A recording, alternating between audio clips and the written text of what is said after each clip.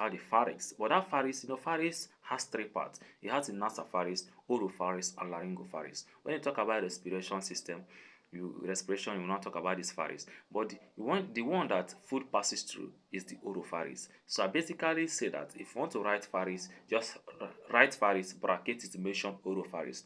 Because the nasopharynx, they market the nasal cavity from the buccal cavity, while the oropharynx is where food and water passes through. The laryngopharynx will now that give water and food direction on which way to follow. You understand? That is the why.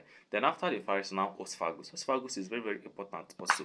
After esophagus, we have the stomach. From the stomach to small intestine, large intestine. But there's some mistake that students used to make. Some students will write large intestine and also write rectum and also write colon and also write anal canal.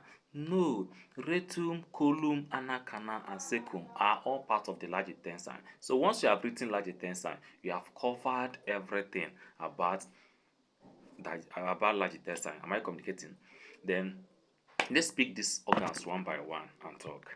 We also have accessory organs like the saliva gland, the liver, the pancreas, and the gallbladder. All these are accessory organs because they also helps in digestions.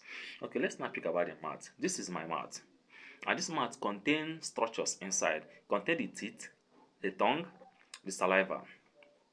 They are the contents of the mouth. And this saliva has three parts. You have three types of saliva gland.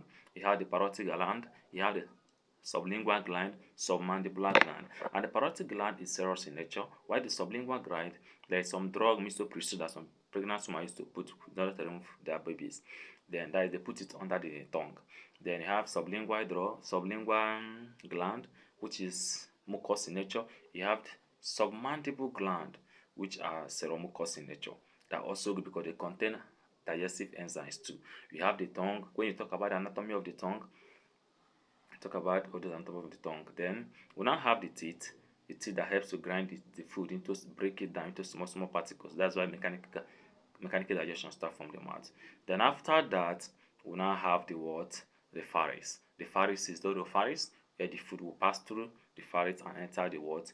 The esophagus. And esophagus is very, very important because esophagus has two opening or two sphincter. You have the upper and lower where food will pass, but there's also a contraction in the esophagus that pushes the food downward. And this esophagus is very, very important because it pierces a diaphragm, because diaphragm is a dome shape that separates the thoracic cavity from abdominal cavity. And there's three major openings of the diaphragm. You have the esophageal opening, the vena cava opening, and the aortic opening. So the esophageal opening is when the esophagus will